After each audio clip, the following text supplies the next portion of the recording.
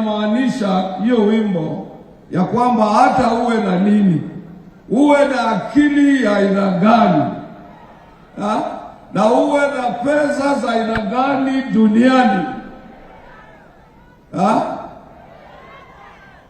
hasitaweza kama wewe sio mtu mcha Mungu kukupeleka mbinguni ama kukufaidi.